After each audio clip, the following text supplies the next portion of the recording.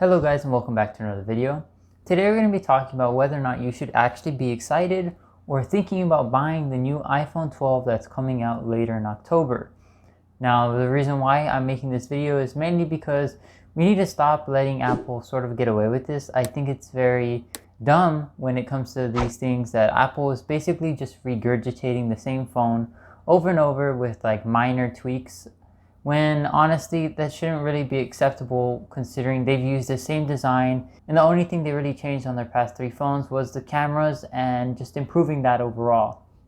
When it comes to the screen and the notch, they've all stayed the same. All they've done in the past 3 years with the iPhone X, XS, 11 is just improve the cameras, and honestly it's kind of disappointing considering we should expect more from a $1 trillion company and we should expect them to be able to deliver something that's better than the previous model in a lot of ways, more than one. Now what I'm getting at here is the iPhone 12 will have the same notch and no 120 hertz, and I know that's not a big deal for maybe a lot of people, but you got to understand where we're all coming from. So if you see the past iPhones, the iPhone X came out 60 hertz notch phone, XS came out 60 hertz notch phone, 11 came out 60 hertz notch phone, same resolution. Nothing's changed here, everything's the same.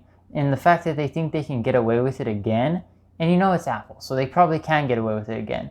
But I don't think that we should just let them sit back and get away with this, because it's not acceptable in 2020 where you can just regurgitate the phone for the fourth time in a row. It's the same phone because it looks the same. The only thing they're changing this year is, again, the cameras. And at this point, that's getting pretty old, Apple. We need something more from you guys. Considering you guys are big in the phone department and basically a lot of people in America like iPhones, we should expect more from them and expect a better experience overall with all the things considered. Now iOS has gotten a big upgrade, which I'm happy for as well, but overall the hardware and the specs of the phones are lacking. And what I mean by that is it's not 120 hertz. Now that might seem not like a big deal to some people, but you got to understand that when you get a Pro model, this applies to the Pro models and Pro Max models if they create those these years.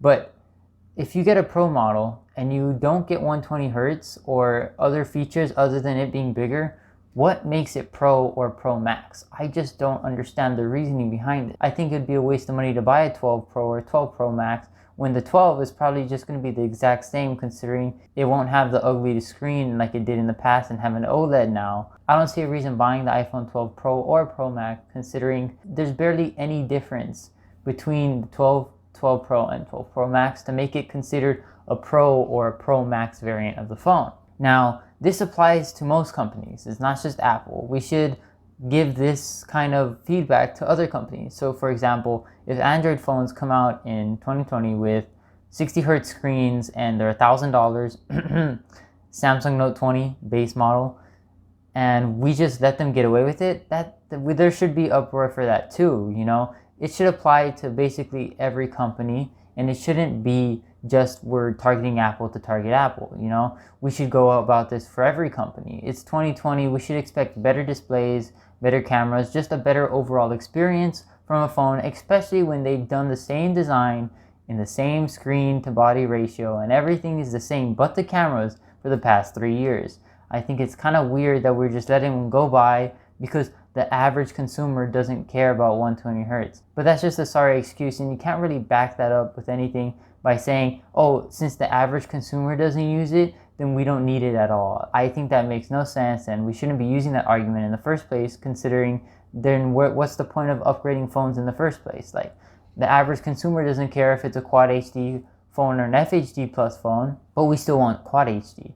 The average consumer doesn't care if there's 3 cameras on the back, but we still want that. You know, the average consumer doesn't care about a lot of things, but they're still important because we should still have them. It drives creativity, it drives improvements, it drives a lot of things for phone manufacturers to do to make things different, to make things new. It makes things better overall when it comes to the phone market because it drives competition, and competition breeds cheaper prices, better specs, and better overall performance when it comes to a phone.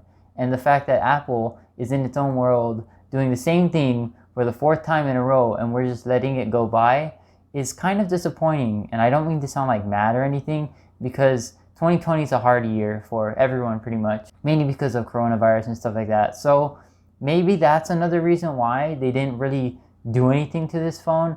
But at the same time, I don't know if this is a really good excuse to say that, oh, they're struggling because of coronavirus, but that could be the case.